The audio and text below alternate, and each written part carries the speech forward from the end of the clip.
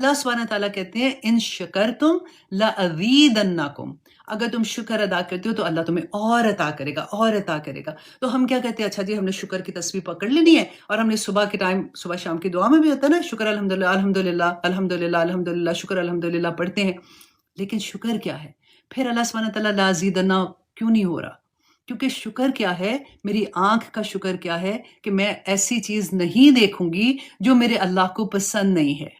میرے کان کا شکر کیا ہے کہ میں ایسی چیز نہیں سنوں گی، میں خود چگلی نہیں لگا رہی ہوں، میں نے کسی کی بھی نہیں سنی ہے، میں نے اچھے طریقے سے ان کو بتا دینا ہے کہ میں نے نہیں سنی، یہ میرے کان کا شکر ہے۔ میری زبان کا شکر کیا ہے کہ میں نے کوئی ایسی بات نہیں کہنی جو میرے اللہ کو پسند نہیں ہے۔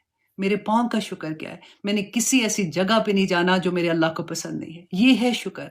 بہت مشکل ہے شکر، بہت مشکل ہے صبر۔ صبر کا تو پھر بھی پتہ لگتا ہے نا، ہم کہتے ہیں ہم صبر کو صرف وہاں تک کے لے جاتے ہیں کہ جب کوئی مصیبت آئے گی، اللہ نہ کرے، اس وقت صبر ہے۔ صبر تو ہر لمحے کا صبر ہے، اپنے آپ کو برائیوں سے بچانے کا صبر ہے اصل میں۔